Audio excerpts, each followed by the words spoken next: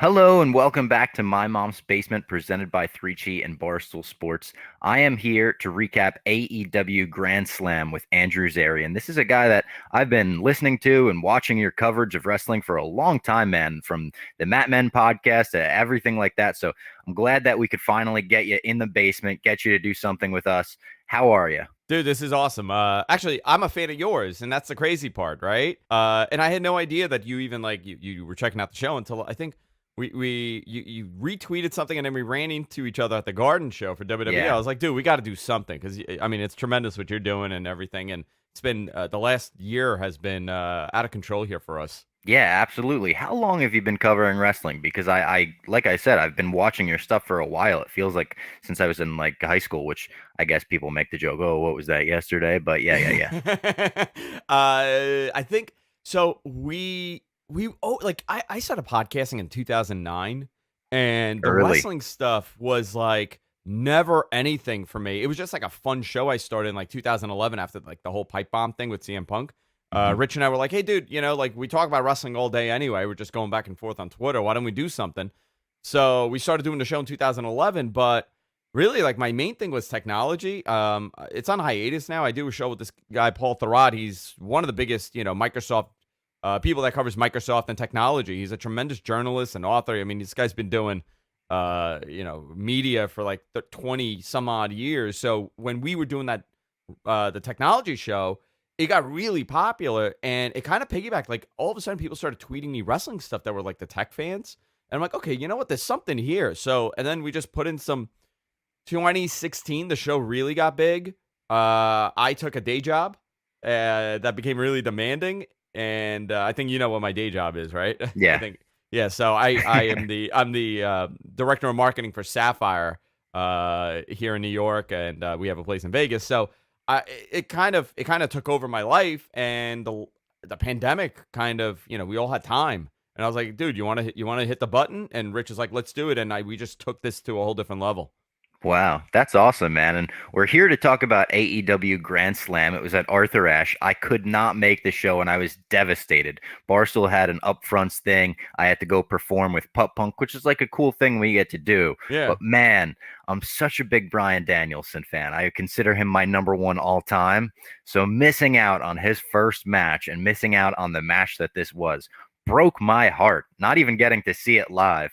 Ooh, it was tough. Let Dude, me you know ask what? There you were to. people in the building. There were people, and don't feel that bad because there were people in the building that missed that whole match because they were waiting online to buy beer. Oh my Thousands of God. people. Well, that's what I wanted to start with. How was the whole Arthur Ashe experience as a wrestling fan, as a wrestling venue? Outside of that, like I'm a kid from Queens. I'm Yep. born and raised here. I still live here. I bought my childhood house, so like I'm really engraved You in bought your being from this childhood house. area. That's Yeah, badass, yeah. man. So, for me, it was like I'm 7 minutes from the Long Island Rail. To take the Long Island Railroad drops me right off at Arthur Ashe. I got to do this. Really cool. I mean, to take I could be a little biased here because it's in my hometown. I Of thought it was course. really awesome. First, I mean, the big deal here is that it's the first major event uh, that Arthur Ashe has ever had outside of tennis. They did something with the WNBA, 10 years ago, but that was through the Tennis Association. This was the first independent event that they booked. And it's generally because of New York City politics. That's the only thing. It's the Parks Department, and it's the city owns the property, but they lease it for $1 or something. It's like a trade off with the Yeah. Tennis Association, and they just pay the taxes on it. They're very protective of this property because it's in the park. It's in Flushing Meadow Yep. Park, really historically very well known. Um, it was really awesome. I thought the venue looked great.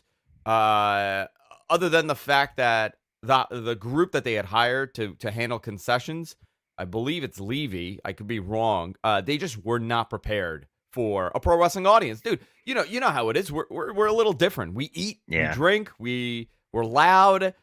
We buy shit. We spend a lot of money. I think it's a little bit different at the time, for the U.S. Open because everybody's a little bit more reserved when you go Hmm. into the U.S. Open. You Yeah. don't have a guy sticking their finger out at the main event and throwing With like bottles three potentially. title belts, one around each shoulder, one around the waist, you Yeah, know? yeah, yeah.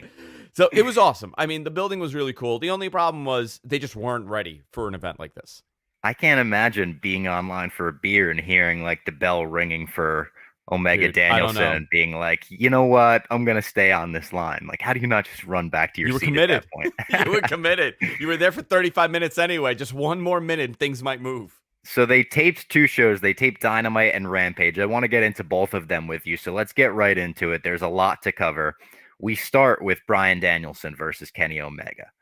Unbelievable that they kick off this whatever. How long was the taping? Like start to finish from here to the end of the night? 6 hours? 5 hours? I doors open at like 5:30. I think the first set of tapings began at 7. Yeah, so 5 hours. About a little over that, 5.5 hours. It is ballsy knowing you're going to put on such a good show that you're going to keep the crowd invested for that long after Omega Danielson because you know they're going to put on a classic, and that's what they did. The bell rang, the crowd pops like crazy. They go to a 30-minute time limit draw. I love the finish as like kind of an old school wrestling fan. I consider myself, even though I'm a young guy, like I love the time limit draws. I love the Broadways. I love the Iron Man from WrestleMania 12, even though that I feel like revisionist history has been like, no, that match was actually boring and people walked out during it. Isn't that wild? Isn't that It's so wild? wild. I love that Yeah. match. How do you I not? I, I remember watching it live on pay-per-view that when it happened because I was obviously I was younger, but like they're gonna go an hour. They're gonna have it 1 hour. I mean, that was a big selling point, and now Yeah. revisionist history has made it into well, it was a really boring match. It was a It ton was of a rest really holds. Like, yeah, of yeah. course it was. It was an It's an hour-long hour. match. What are you talking about? And it's evolved, right? Like sometimes you don't need Okada Omega, Yeah. 3 every single time you're trying to go the distance. You don't technically you shouldn't be doing that. You should be slowing the pace down and telling the story. Different era, 20 some odd years ago. You got to look at it in the eyes of 20 some odd years ago, not by today's standards, because that 30-minute match, best TV match of all time, Oh my right? Not God. to take away from anything So else, good. but so watching it live is a whole different experience, right? Because it was really loud in that building. Hmm. And obviously people were excited, but I guess it had more to do with the building structure that everything is bouncing off everywhere.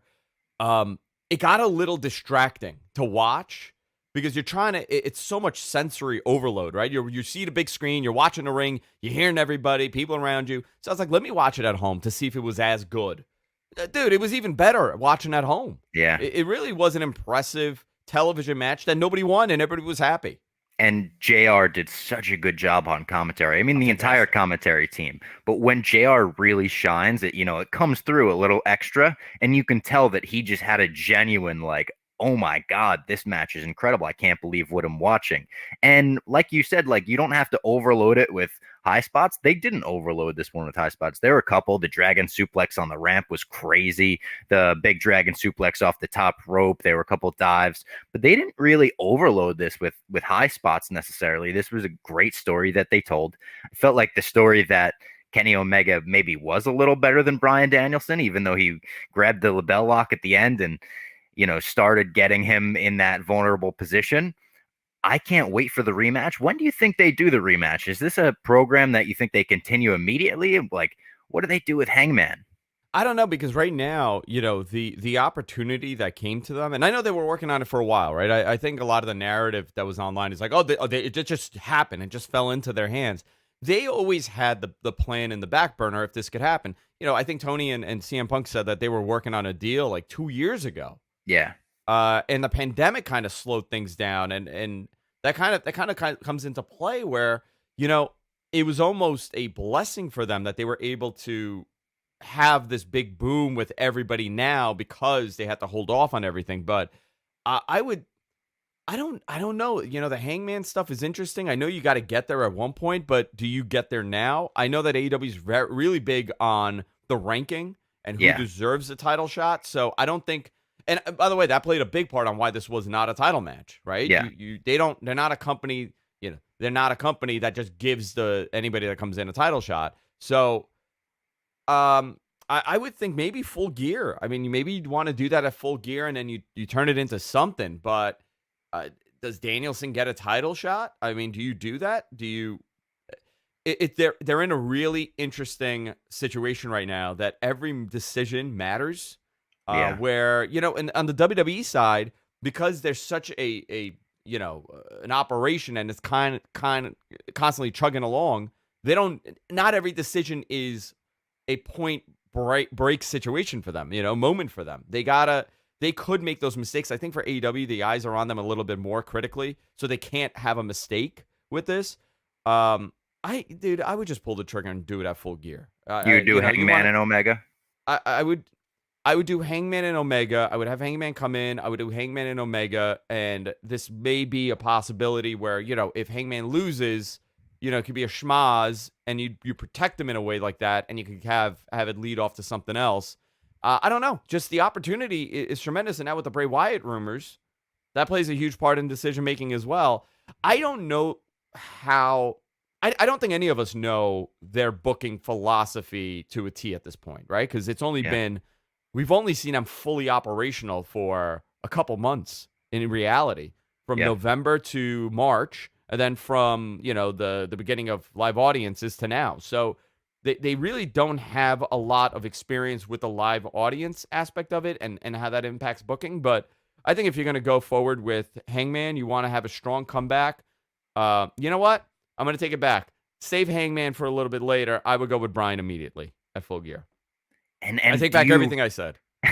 and like the fans are gonna want a Bryan Danielson title win at some point, but like, do you save that for Hangman? Do you have Kenny Omega go over Danielson? It's such a almost tricky spot they've put themselves into at this point. Yeah, and I think with WWE, I mean, they're kind of in the same thing too with Roman right now, right? Because like whoever beats Roman is the next.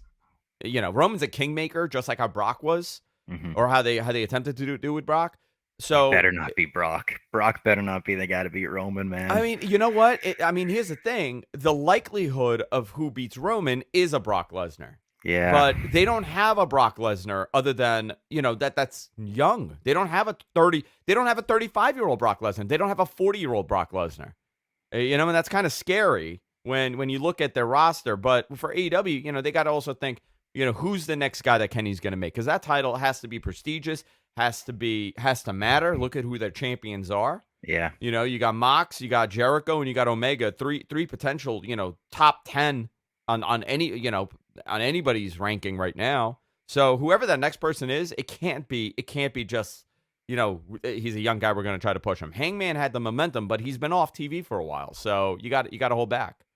As a guy who grew up in Queens, who knows the WWE's influence in New York, who knows that they, put the flagpole down and grew up with that basically in your backyard, do you feel like this match we're going to look back on as like a historic moment of like, oh shit, something happened there? Oh yeah, the match, the show, perception is king, and generally when I cover wrestling, listen, I love to do fantasy booking, I love to do all that stuff, but for me, it's more like the business end, and that kind of dictates to me what direction they're going to go, because a lot of my sources are on the business end, the financial end, the marketing side, the partnership side, because my day job and how I'm intertwined with all those guys. So their decision making is a little different, but I would tell you, nobody's ever been able. Nobody has ever run New York other than WWE. And WCW would run the Nassau Coliseum, but it was not a show that you wanted to really, not a desirable show. And that wasn't New York City. So this is the first time an attempt has been taken to compete in New York City with WWE. I think I gave the statistic. If the numbers are accurate, right? I think JR announced 20,177 in the building. If that number's true, I've seen a conflicting report of 19,000, but let's say it's true, right?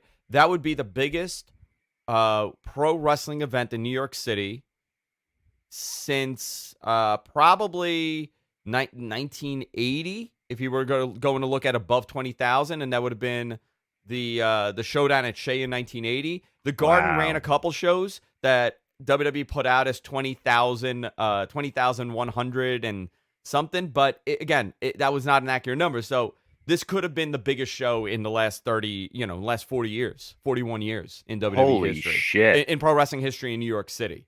So there's a lot of these numbers being thrown out there, but regardless of if it's 100 people short of that number, it's still 19,000 people in WWE's backyard went to see another show, and they were beyond happy with.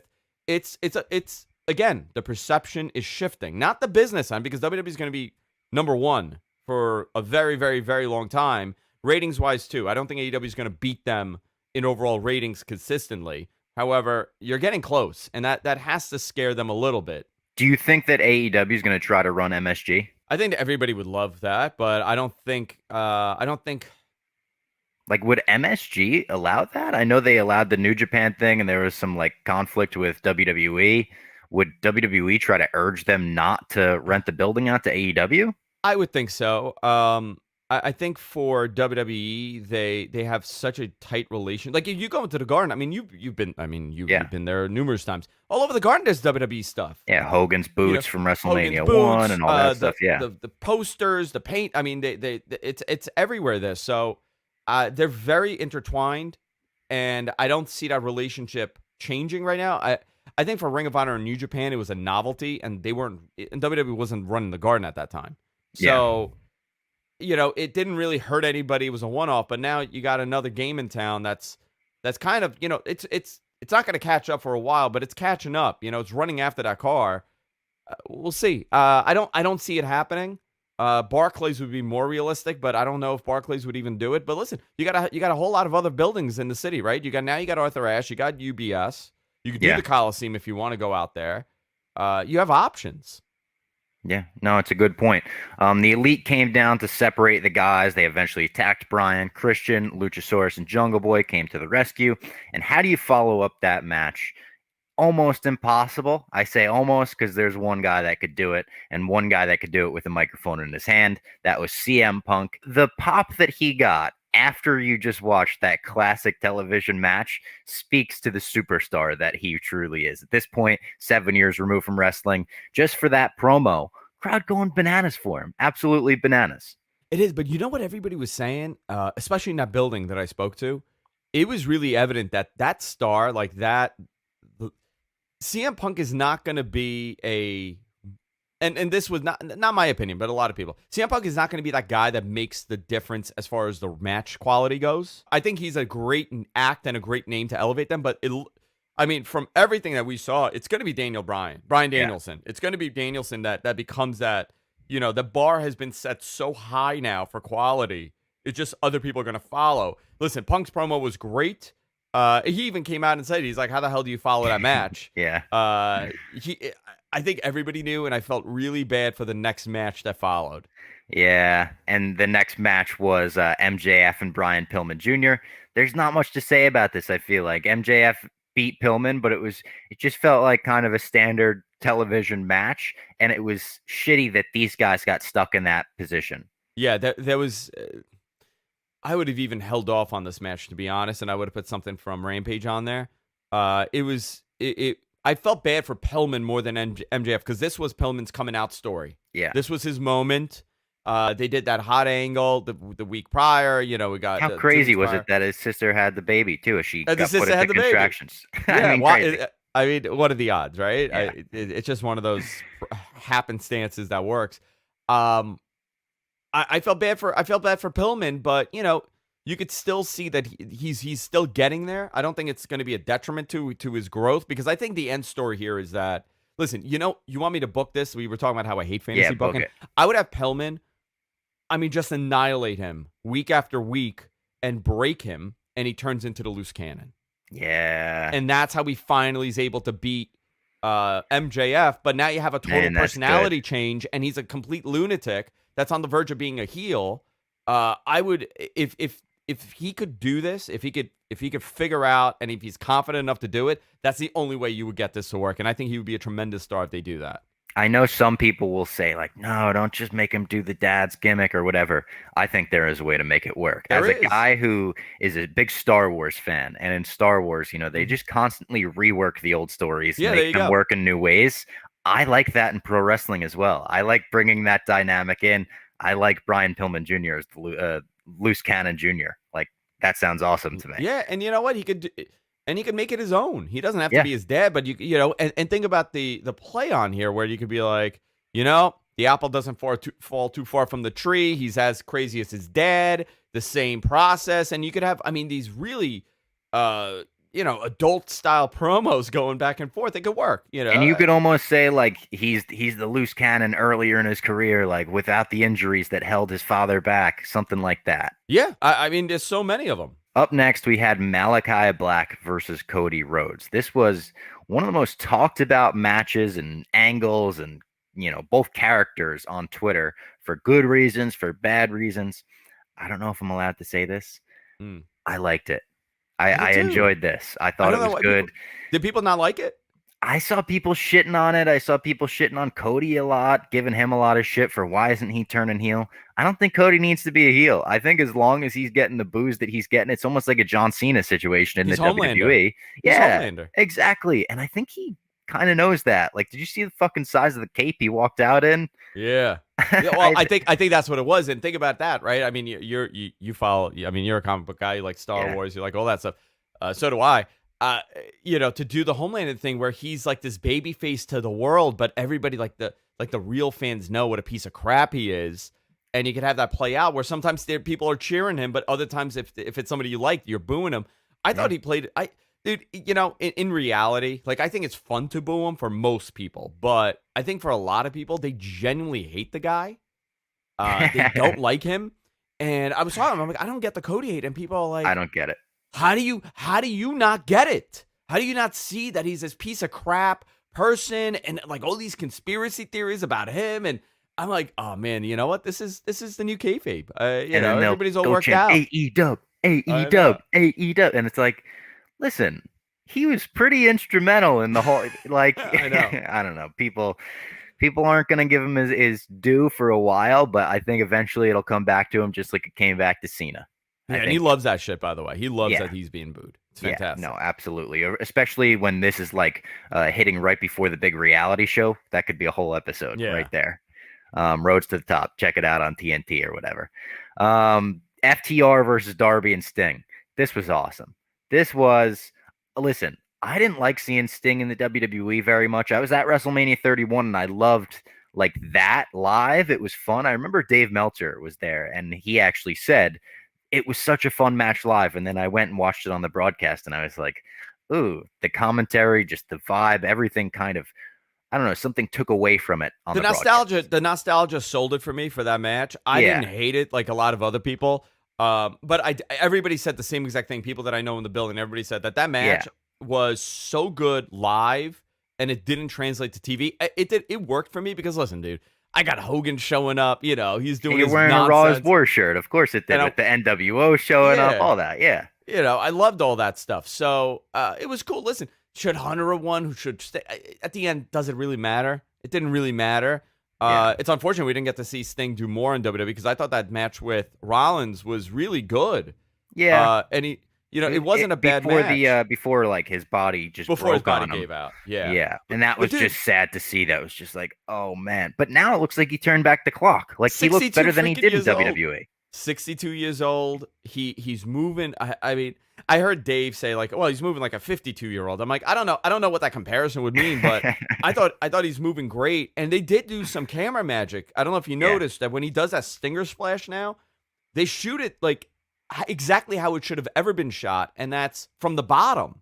So when he goes up for that big splash, he's getting off the ground like this much. He does a run, but he doesn't have like the old man run, and he doesn't get up like an older guy. Like my knees, I have a torn MCL, ACL, meniscus. Everything is torn in my knee. So when I get up, I'm doing like the old man, like I'm grabbing onto something. Dude, this dude is popping up. 23 years old. I have arthritis. I'm like,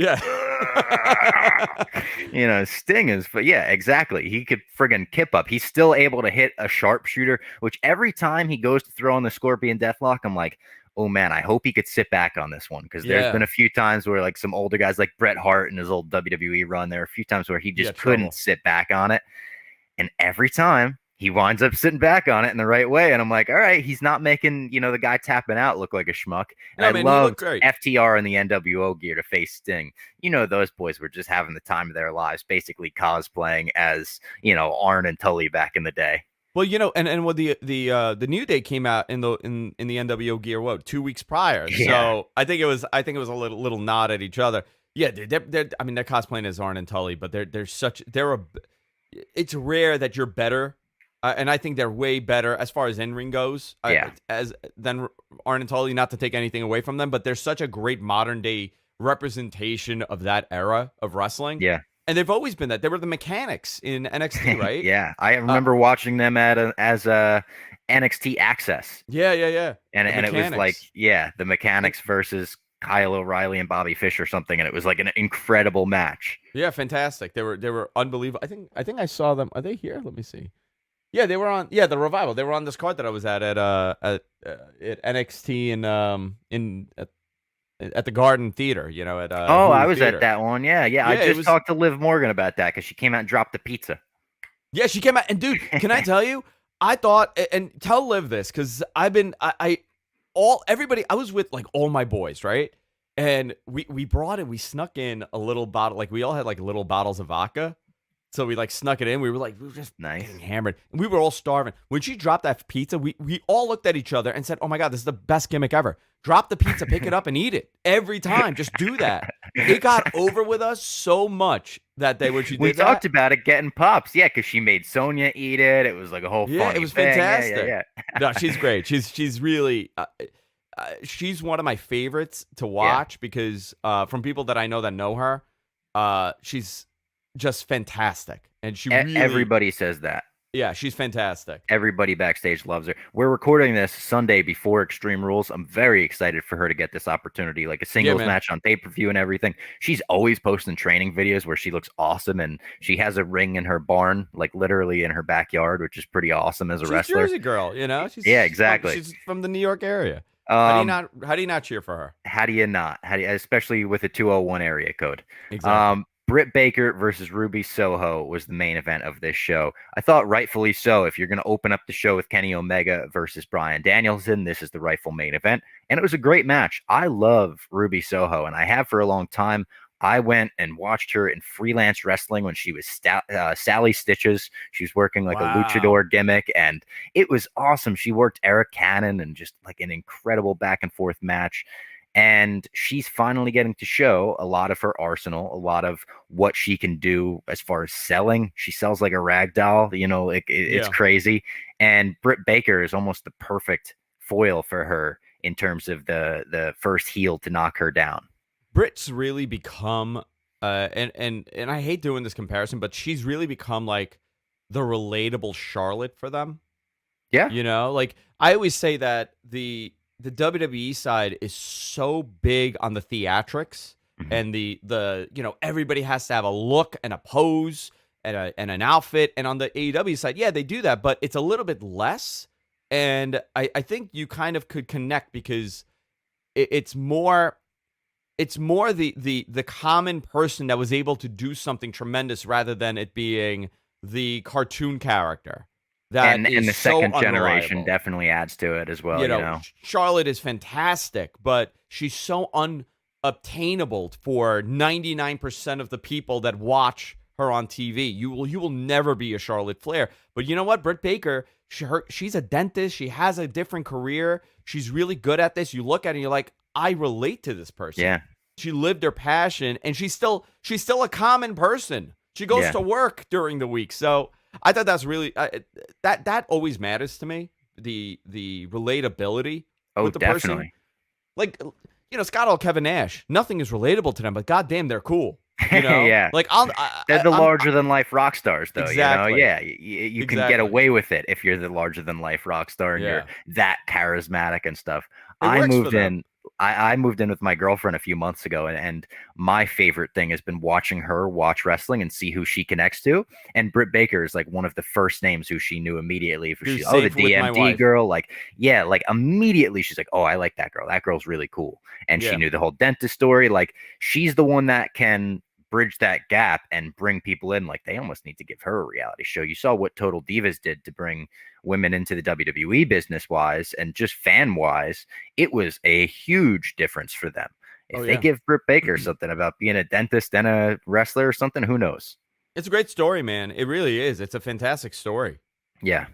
AEW Rampage up next. Did they give you any break? Like what kind of thing was like that? What what was this like in the arena? Like, did you get 5 minutes in between? They did. They transitioned the mat, the signage, and everything. They ended. They started cleaning up, and then they went into it. They had a couple minutes, And then right into Punk?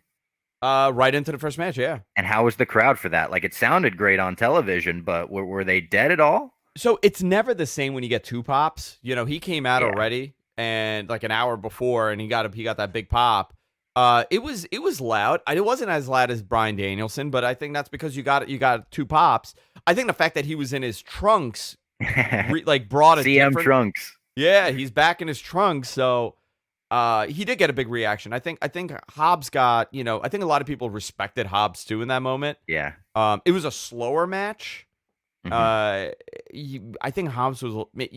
Listen, how do you not get a little nervous? But like he got the jitters out really I was early. going to say it seemed like he maybe had a little bit of jitters, which is Yeah, man, okay in how this do you not? position. Yeah, exactly. How do you not? Especially with Because CM Punk across the ring from you, like, hey, don't hurt this guy. He's our new golden egg. yeah, but also think about it, right? He's a young guy, Hobbs, right? He's never been in front of 20,000 people. Yeah. His career's beginning to boom. You're walking down that ramp and look at all the things that go through your mind. Like, oh crap, holy moly, I'm wrestling CM Punk right now. I'm on national TV right now. There's 20,000 people here right now. I better not screw this up. Yeah. It's a lot that goes through your mind. I thought he did a great job, and I think CM Punk gave him a ton in that match. A ton. He did.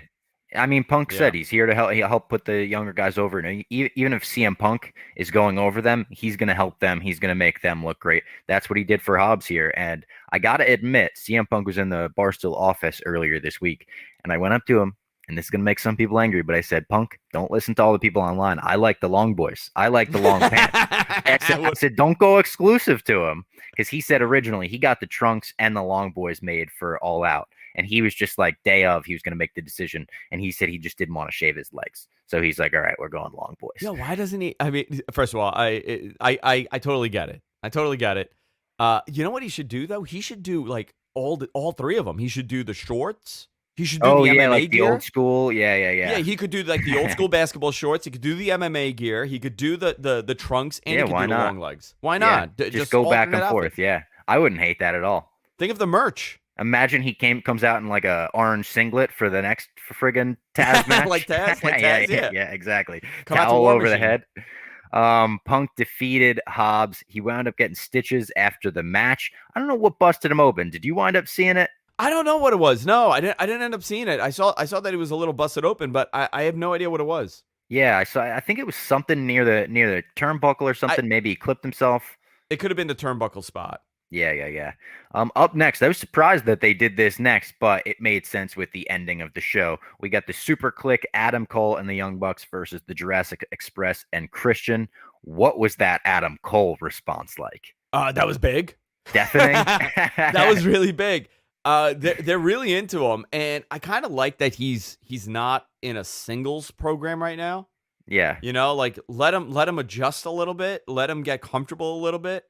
It's crazy how seamless it's felt, though. It feels like the Adam Cole that was in NXT is the Adam Cole that's in AEW, more or less. Well, it feels the last. I mean, he's been there for a couple of weeks now, but you're absolutely right, and it also feels like he's been there for a long time. Exactly. Yeah, it's so natural. Danielson is a little different. Like you're more, that because he's in a singles program that he's kind of aligned with, Christian and those guys and Jungle Boy and those guys. But when you look at Adam Cole, I feel like I'm like, oh, he's been doing this act forever. Like this has been his thing, and it has been, right. He was part of the Bullet Club. He was part of that group. He traveled up and down, the country with them. He was in Ring of Honor with them and New Japan with them. So for him, it has to be an easy, glove to fit into.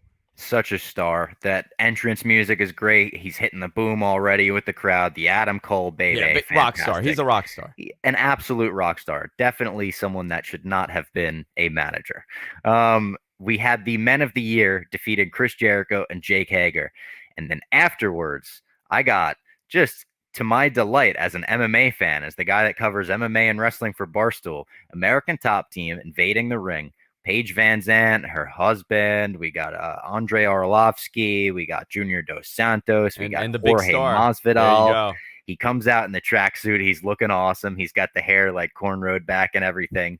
And he just steps up in the corner. And as he's doing this, You knew. everyone knows what's coming. Yep. Jericho gets up. Paige Van Zandt hits him with a couple body shots, and then he baptizes Jericho Ben Askren style with a running knee, sends him to the shadow realm, as he says. And Jericho sold it like a fucking champion as well. He sold it like Ben Askren. He went stiff as a board, and Masvidal went up to him. Like, I wouldn't be surprised if we see a video coming out in the couple months of like Chris Jericho watching the running knee backstage with Masvidal right before they went out. Like, all right, I'll do it exactly like that. You know what this showed to me? This honestly showed that, UFC has been really adamant on, I mean, except for Conor, right? Because Conor was an anomaly, but traditionally they've been like, no, we don't want that carny pro wrestling style personality. We don't like that. Masvidal is key. I mean, if we learned anything, inject these characters. Yeah. Like you're in front of wrestling fans, and shockingly, the crossover is not as high as you would imagine for UFC, for like MMA and wrestling. I agree. know a lot of someone wrestling that covers both, like, yeah. There's a weird wall for some people where there really like, is. oh, like, no, I'm a that's huge fake MMA stuff. fan. Yeah. I'm a big MMA. I've been watching it since. I mean, I was a huge Pride fan. Because of the showmanship. I've been watching UFC since it started. The first pay-per-view my father and I watched, couldn't believe, he was shocked that this was happening. This is actually a sport. He loved it. So, I've been following it for years, but it really, when I talk UFC on the show, people snooze. They're like, I don't want to talk about it. Stop talking UFC. So I stop. But I mean, you can't deny what a star Jorge is. Yeah. And you know what? He was there. I was at AEW, I think it was in April, maybe March, thinking back. We were there to do like the media segment with Jericho and MJF doing, like, they did the press conference on Dynamite. And Masvidal was there, and he was backstage, and he was wearing the robe. I wonder if they were in talks back then to like bring him in or something. And I asked Dana White about this. He actually hadn't seen it. I was just curious as to whether or not like Dana White and the UFC would have to give them clearance to do something like this. And he was like, no. He said no. He wasn't aware, but then he watched it live on the interview, and he got such a kick out of it. He thought it was awesome. And he says that, because he's such good friends with the Khan family and Tony and his father, that he's very cool with it. And you know what's interesting about him? Like with Masvidal, he's been around for forever. He's had, I think, 50 professional fights. Yeah. So I think for him, it's really interesting that he fit in so well with this. He's at the end of his career more than anything else. The last two fights with Kamaru Usman. He what was it? It was a unanimous decision, the first one, and a brutal KO. knockout. Yeah. So he may be approaching the end, but the dude is super talented, and he didn't even have to say anything. He just came out. It was a charisma that sold it. And I watched him come out and hit a flying knee with Dan Lambert as his manager. Yeah, like, man. Every time, give me that. Yeah, I got such a kick out of it. I loved it. Up next, we got kind of just the fun buffer match. Let's get everyone on this show. Let's get everyone in there. It was the Lucha Brothers, Santana and Ortiz defeating Private Party and Butcher and the Blade. Fun. I feel like not much to say about it, right? Yeah, Santana. I mean, you know what it was? It was a showcase for Ortiz and Santana. They came out, got a big New York City face pop. Paint. It was cool. They got the face paint on. They're doing a Lost Boys thing. I mean, they're big stars. I would have loved to see a program for them to win the tag titles. Yeah. I also thought that they were going to go down the path of Miro and Kingston for this show, but they went in a whole different direction. They did, yeah. And which I was okay with by the end of this show. It would have been cool to see Miro and Kingston if they hadn't done that, though. Miro came out next. He attacked Sammy while he was doing the whole sign gimmick, setting up the match for next week, or I guess this week if you're listening to this on Monday. And up next, we had Penelope Ford defeating Anna Jay at the end. We had the big Hardy family office coming out, and then the heroes came out, made the save. Orange Cassidy, Chris Statlander. Another one where you just get a bunch of stars on the show. You get a bunch of people to run out and get a pop, right? Yeah, I thought it was to just get the reaction. What did you think of it overall?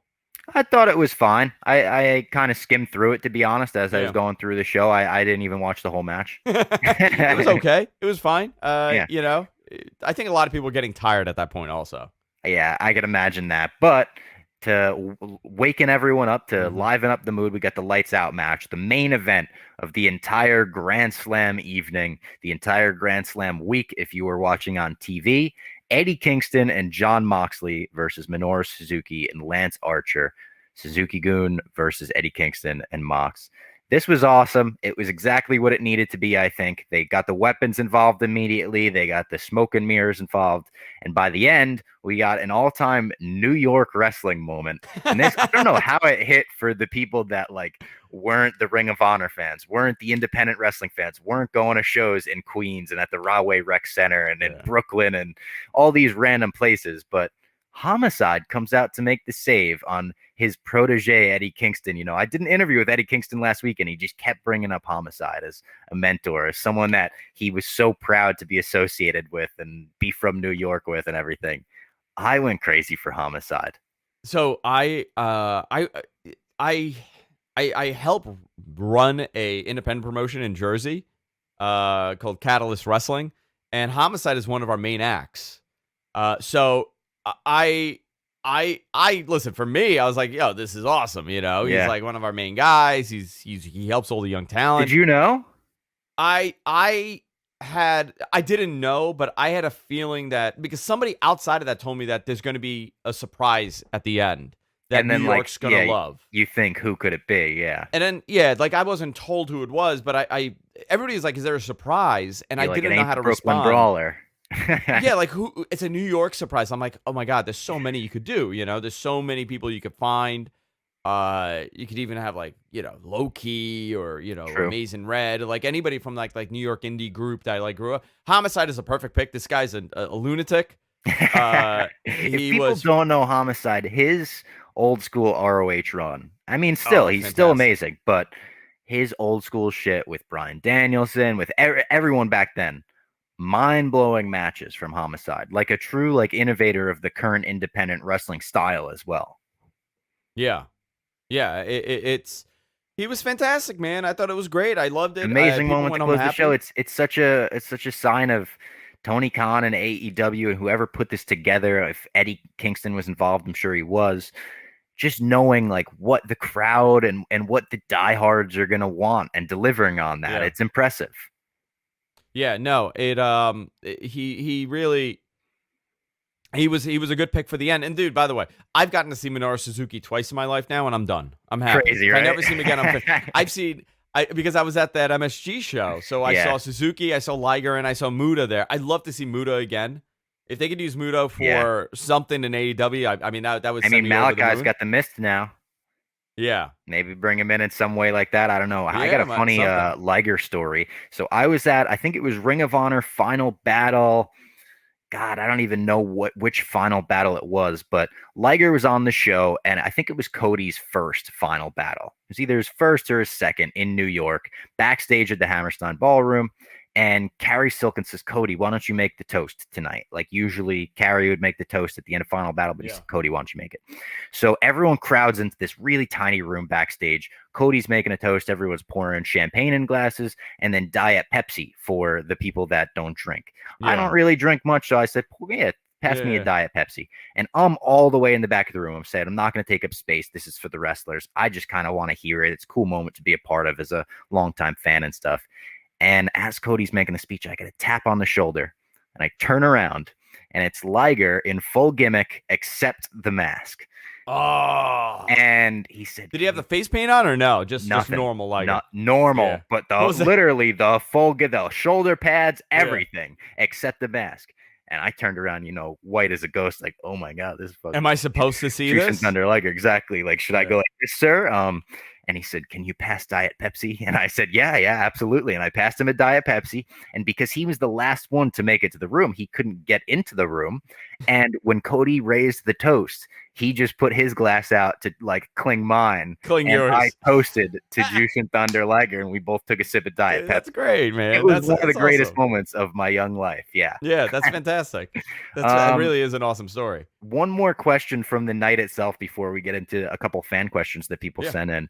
What the hell was up with Lil Uzi Vert showing up? He was there. He was at the show. And Tony brought him out on stage? Yeah, Tony brought him out on stage. He did a thing with him. I thought that was pretty cool. Like, really shocking. Yeah. Really surprised, but they're getting behind that whole celebrity thing.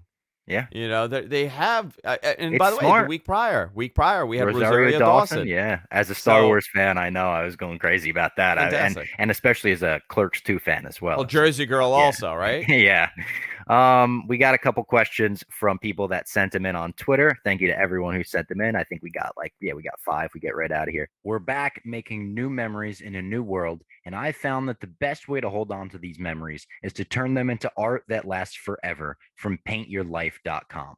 You can get a professional hand painted portrait created from any photo, or you can combine photos. You can literally mix and match, like, hey, I like this picture of this person, but this picture of this person. Can we put them together, make it look like they got their arm around each other? You can do that. You can work with the artists they have. You select your own artists. So you know the style that you want and everything.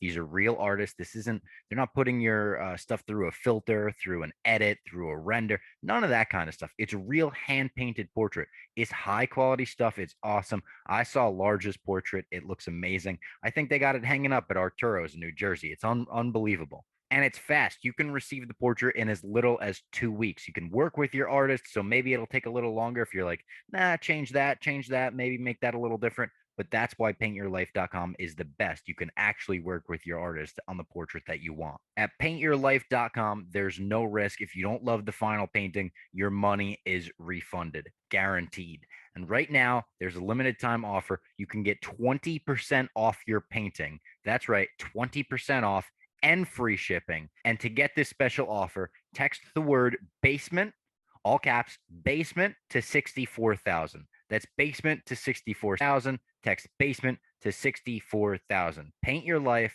Celebrate the moments that matter. Terms apply. Available at paintyourlife.com/terms. WNF said, what is your guys' take on NXT 2.0? I have been watching NXT 2.0. Personally, as a person that was a huge fan of the original incarnation of TV NXT, not like the game show one, but the one that we grew to love. I don't love the presentation. I don't love I've seen people compare it to, said it looks like a Nickelodeon game show. I kind of agree with that. I said that too. Yeah. Yeah, it might have been you. I might have been you I saw on Twitter. I agree with that. I don't love the presentation. I do like character work in wrestling. So I don't hate all of the wacky characters that they've debuted on their show. I don't hate Braun Breaker. I know that some people do. I love Braun Breaker. I hate the name. Yeah, the name isn't great. He should be a Steiner, obviously, but I like him. There's things that I like about it, and I'm not gonna. It's too early for me to come out and say I hate it or I dislike it. I wish the presentation was different, but I think there's seeds of early 90s wrestling there, which I used to love, which I grew up on. So there's a nostalgic part of me that likes it. Yeah. There's a reason for everything, right? And sometimes the things that we see is a fraction of what the actual conversation was and actual planning that goes into it. So a lot of people off the bat were pissed, right? They're not going to concentrate on independent talent anymore. They're not going to concentrate on these acts anymore. But let's look at the landscape, right? At the time that NXT boomed, so from 2014, yeah, about 2014, yeah, right, 2014 to 2019, that NXT boom. Who were they competing with?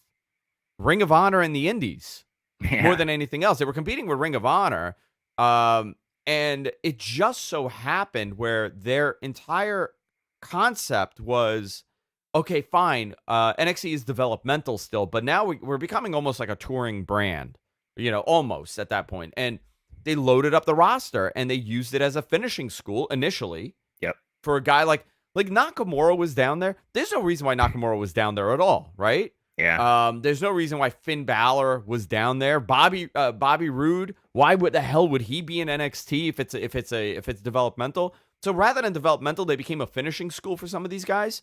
But now, because things are so competitive, if you have an opportunity for a guy like, let's see, MJF, right? Mm-hmm. You have a guy like MJF. Would you put him in NXT now? No, you wouldn't. You would put him on the main roster because you're in a competition.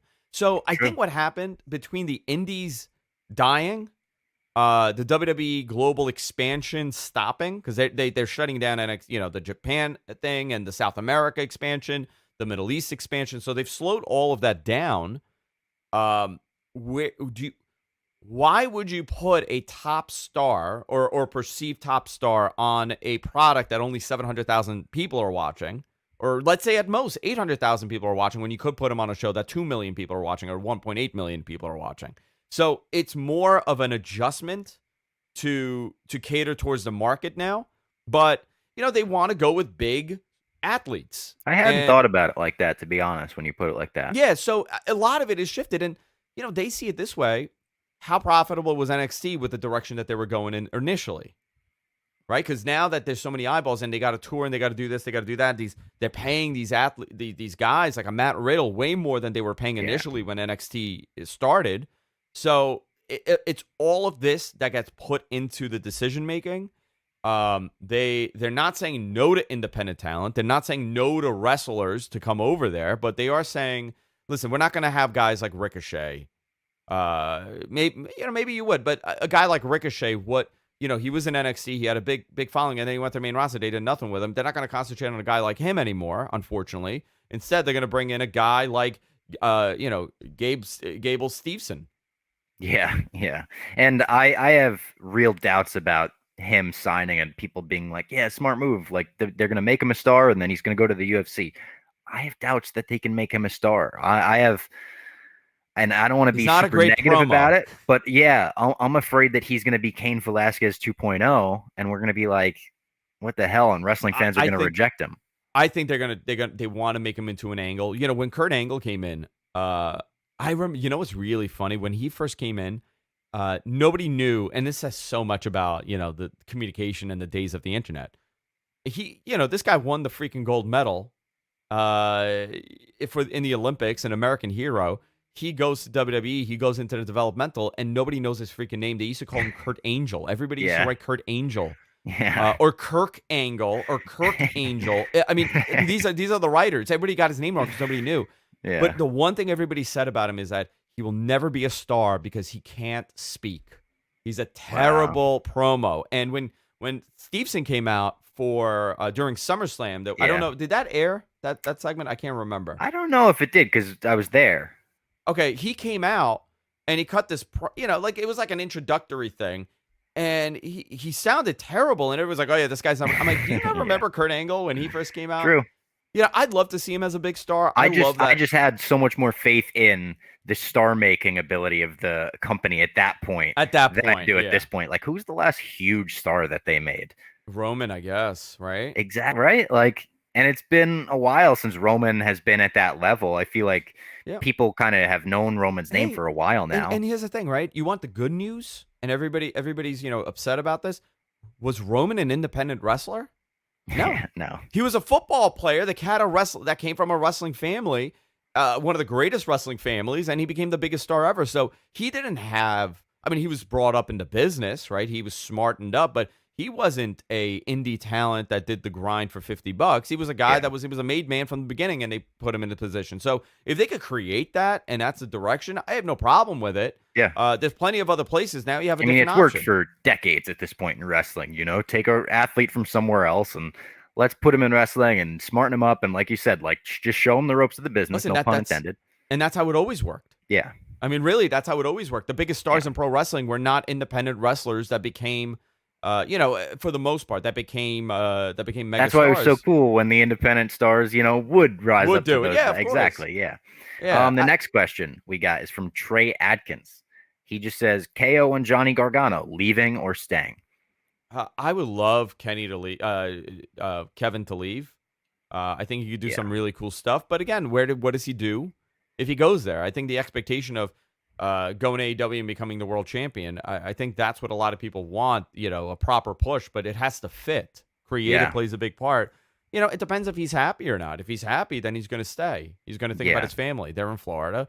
He's going to think about them. I think I would love to see Kevin Owens. I think Johnny Gargano has a really good spot there. I think he's going to stay too. I think Johnny with, the baby coming, him loving living in Florida, him and Candace always go to Disney and stuff. They always post that. I think Johnny's going to stay. He seems like a guy who always wanted to work WWE. I would be very surprised if he left. Kevin, I know Kevin. I don't know if he's going to stay. I don't know if he's going to leave. I wouldn't be surprised if he left I because, wouldn't either. like, Yeah. all of his friends are in the other company. The Mount Rushmore coordinates tweet he put out, after All Out. Like, I don't know if that was just shouting them out or what, but I think it's way more likely that Kevin Owens leaves than Johnny Gargano. I Yeah, would and say. how about Sammy? Yeah, his contract's up after Kevin, right? Or Yeah. yeah, but I don't know if he he has any I injury mean, time on there, but that would be imagine both of them going to AEW and somehow combining. Like, could you and then imagine you El do and then you Generico do coming back? and you do that match in AEW, Holy We've seen it a fuck. million times and it never Yeah. gets old. I mean, It they're never actually, gets old. I'll you watch know, it forever. I mean, Fight Forever, I think, was yeah, like one of their, it was. shirts. So there you go. This one, Carissa Lopez sent in. Which pay-per-view event from any promotion excites you the most and why?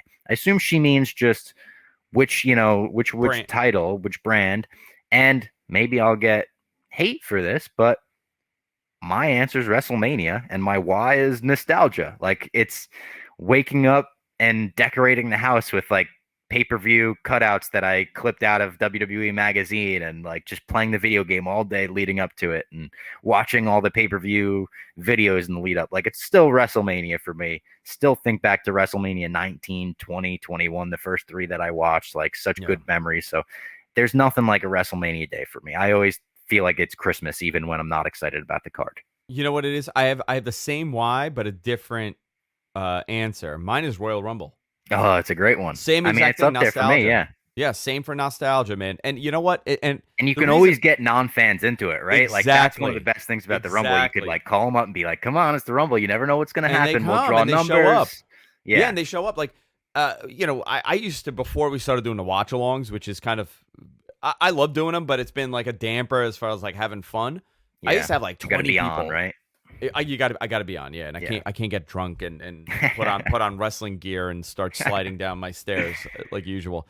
I used to have like 20, 30 people at my house for Royal Rumble, and people would come more for Royal Rumble than WrestleMania because the Yeah. WrestleMania was way longer, but we would do like a whole betting pool, like main The prize. best. I think the last time we did it was like $800 Yeah. was the pool, and like a girlfriend of a friend of ours that came to the show was not knows because of her brothers, but she got so freaking into it.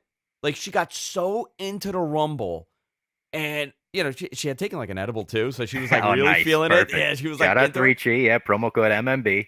There you go, do it. So she was just like so into it. So when they did it, she was the number that drew. She couldn't believe it. She became a lifelong fan. This was like years ago. She goes to like everything Wow. now Come because of that, on. because of the Rumble. So when I see that, I'm like, yeah, dude, that's awesome. That's amazing. Yeah. We did So that. We were in I think we were in Atlanta for the Super Bowl, like as a company, Barstool. Like, so many of us went down there, and we're all in this one giant, they like Airbnb'd a giant mansion for all of us to like sleep in the basement of. So we're all watching the Rumble there together. And like you said, it's 20, 30 people, some not into wrestling. We all drew numbers, we all did the betting pool. And when it's down to the final two, and they're on the apron and they're doing the classic pro wrestling spots, but to a room who doesn't watch pro wrestling and doesn't know the angle leading into it. So usually in recent years, when like Roman is on with Shinsuke or something, you're like, okay, Shinsuke is going to beat Roman here. As a wrestling fan, you kind of put it together. The non-wrestling fans who know nothing treat that like it's, overtime in the NBA finals and it's a buzzer beater coming in. It's like the greatest moment ever for them. So that's a great answer. Royal Rumble. If you guys aren't doing Royal Rumble parties at this point, get on that. Invite your non-wrestling fans. You can make them lifelong wrestling fans. Do like a Barstool Royal Rumble party, man. We should. Yeah, we honestly should. We should do a big really live should. stream. Yeah. Fahim writes in, any update on Bray Wyatt to AEW or Impact? I have no sources in this realm, so say that again because you broke up. Any update on Bray Wyatt to AEW or Impact? The Bray Wyatt stuff heated up. I think Dave said that he believes the likely place he's going is AEW. I believe I got to double check. I don't know if this was a Dave report, but I was on Wrestle Talk with Denise and Adam on Friday, and I believe they said that he had the option to waive his 90-day. So I don't know if he's on a 90-day or not, but this Wednesday they're in Rochester. Brody's hometown. Brody's hometown, and they've been doing that whole Dark Order falling apart, angle and that Civil War storyline between them. Wow, that'd So, be something. maybe If you don't someone debut comes to him. bring them together, yeah, You don't debut him, but maybe they do a vignette, that'd be crazy. that the true leader of the Dark Order is finally coming, or you could have Evil Uno come over and say, no, no, no, the leader's back. Yeah, The leader's yeah. here. And then you could tease that for whatever week.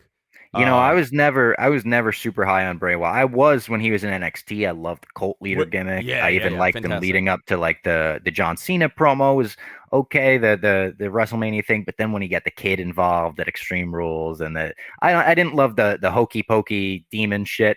I hated the Fiend. Hated it. Hated all the matches. Hated the gimmick. Hated all of it. That would really bring me in if they made him Dark Order, back to the cult leader gimmick. I like that.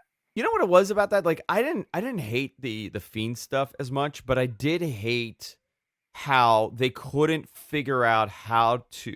He got himself over with that. Yeah, gimmick, it was more right? about how they decided to book him, I guess, than it was. I don't think they knew. And to be honest, like the Undertaker's the same story. I don't think they ever really understood how to book the Undertaker until he told them what to do. I think it was they realized how like it was. Best It was booking just a of the Undertaker was like in the mid 2000s. It was like 2006 Undertaker, I feel like, or even like American Badass Undertaker. I liked. Yeah, but like think about that guy, right? That's another very similar gimmick. He's an undead. Nothing destroys him. He no sells I love everything. Wrestling the way we're talking about this. I know, right? Like, think about it. He's an undead cowboy. I try to explain this to my wife all the time. My wife is so fascinated by the Undertaker story because he's like, what is he? I'm like, well, he was possibly a mortician. Yep, like he worked at a funeral parlor. He was a Undertaker. He would make this casket sometimes. He was an all around. It was a one stop shop. He did everything for your funeral. But he was also a zombie cowboy. Yeah, who rode a motorcycle, big into choppers. Yeah, but he came back to life. He got resurrected as like a Sons of Anarchy character. But just what a wonky story. He has his brother that was a mute. He was gaslit into thinking he was a mute, and he was horribly scarred, but he wasn't. And then by the end of his career, we found out that he was married. And he was married, yeah. Yeah, and he doesn't like when people disrespect his wife, brother. Yeah. I mean, it's unbelievable. Yeah. And the final question from Jimmy Bell, thank you to everyone who wrote in questions for us, said, should there be more crossover between the three brands in the WWE? I think no, actually. I liked the brand split. I liked when WrestleMania, when that Kurt Angle and Shawn Michaels matchup was made, and it was like, oh my God, these guys from separate brands, are going to happen. If you're going to do more crossover, I would like it between like the authority figures. Have them, in storyline competing with each other and almost make it so like we want to gain allegiance towards a brand again. Yeah. And we want to watch a show for that allegiance. I don't know. The last time I felt like they did the brand split really well was when they did it in like 2016, and SmackDown was just awesome for a couple months, maybe a year. Raw was okay, but when they were doing the AJ Styles versus John Cena versus Dean Ambrose feud at the top, and it was just like fun for months, I loved that. So I'm actually more partial towards, if you're going to do a brand split, go all in. Like I always think like what happened. Like, I think when they initially do, like when they shake it up, really shake it up, it works. Yeah. I think doing this half-assed, like, oh, we're just gonna pull the people that people aren't really interested in. We're gonna bring them in, and maybe like one big star goes over. I don't think that works. It's not enough. I think if you do this draft, you gotta really shake it up every couple years, and I hope they do that with this one because I know that this is a big refocusing moment for them. We had broken the story on the show that the draft was supposed to happen early September, and they delayed it by a month. And that's why the Big E thing kind of was weird that he went over the Raw. He was always supposed to go to Raw. They delayed the draft, but they didn't delay the story. They were going to move Big E to the Raw side because he would be more in a prominent position there. Because they really SmackDown needs and wants Roman. Of course. Fox wants Roman. Yeah. So to develop the Big E world champion, it would be great on Raw. That was always the plan. That tag match, by the way, that was the plan also. The three-way was not the plan. That just happened because they've been having awesome matches on house shows. Yeah, which is pretty cool that they're at Yeah. least adjusting on the fly like that and Yeah, putting they it do that. together They at do it all that. the time. I mean, they Yeah, adjust all the time. They get a lot of crap. I mean, in some majority of the time, rightfully so. But they also do some stuff really well. yeah. They I do mean, the many things talent there great. is still tremendous. Like that's the thing that I get it all the time. I love both companies, and I'm one of these guys that's like, riding the fence of I like, know you're in yeah, my boat. I want everything, to go up from this, the wrestling renaissance, if you will.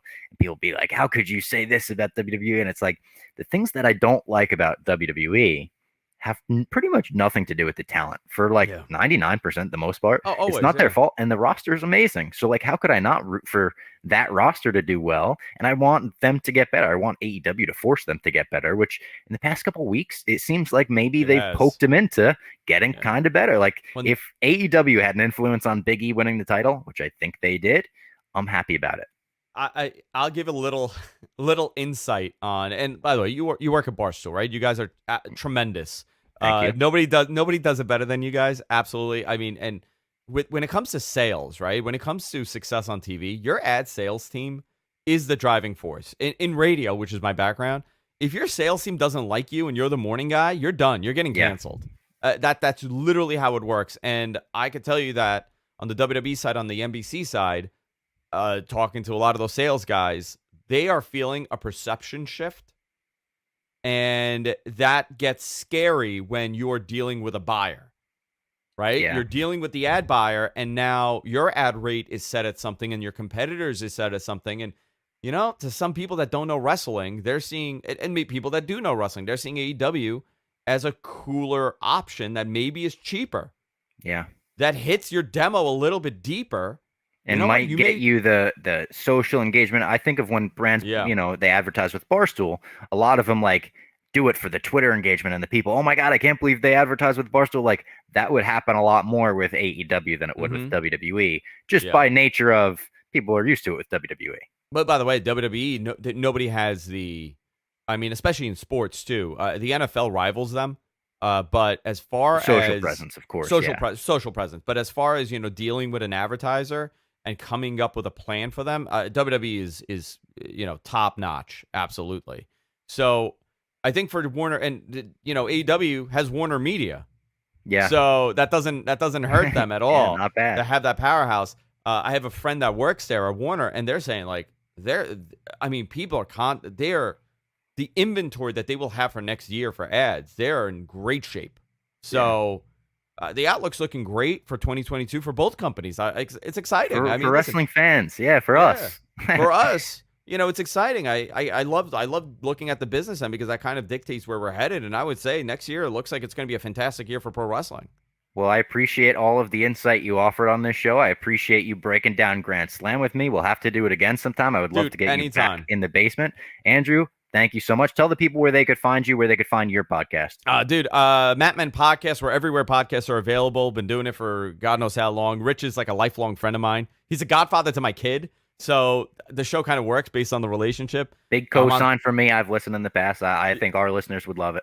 I'll take your endorsement, man. It means a lot. Definitely. But Mattman Podcast, we're everywhere podcasts are available. I'm on Twitter at Andrew Zarian. I'm on the Wrestling Observer on their website, F4W Online. And I have an independent wrestling group in Jersey City called Catalyst Wrestling. If you like indie wrestling in Jersey, I got to get you out there, man. Bro, go. I was just about to say in Jersey City, Yeah. I have to come to a show. I would love to.